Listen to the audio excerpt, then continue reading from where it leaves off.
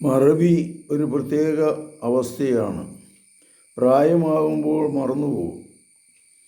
ഇപ്പോൾ ഒരു സാധനം തൂമ്പ ഒരു സ്ഥലത്ത് വെച്ചിട്ട് പോയി കഴിഞ്ഞാൽ പിന്നെ തൂമ്പ എവിടെയാണെന്ന് ഓർമ്മിക്കുകയില്ല.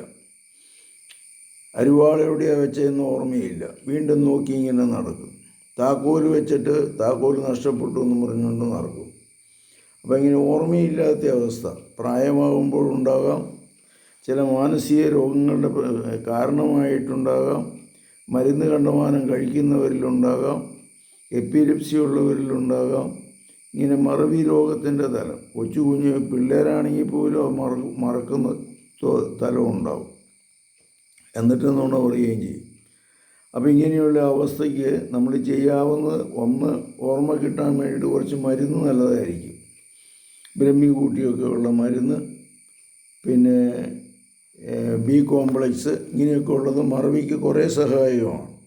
അതോടൊപ്പം തന്നെ മറവിയുള്ളവർ കൃത്യസ്ഥലത്ത് ഇന്ന സ്ഥലത്ത് വെച്ചു എന്ന് വെക്കാനായിട്ട് ഓർമ്മിക്കുക.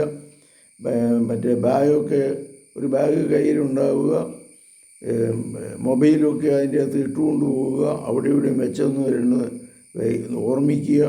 ഇനി അഥവാ മറന്നു പോയി കഴിഞ്ഞാൽ അപ്പം തന്നെ പോയി കണ്ടുപിടിക്കാനായിട്ട് ശ്രമിക്കുക. കർത്താവേ, ഈ മറവി രോഗത്തെ അങ്ങയുടെ സന്നിധിയിൽ സമർപ്പിക്കുന്നു. ഞങ്ങളെ ഓർമ്മിക്കുവാൻ ഞങ്ങളെ ശക്തിപ്പെടുത്തണമേ, ധൈര്യപ്പെടുത്തണമേ. പരിശുദ്ധ പരമദിവ്യകാരുണ്യത്തിന് നേരവും ആരാധനയും സ്തുതിയും പുകഴ്ചയുണ്ടായിരിക്കട്ടെ.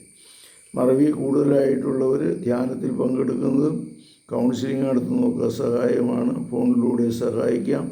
ഫോണിൽ വിളിക്കുക 9447465414.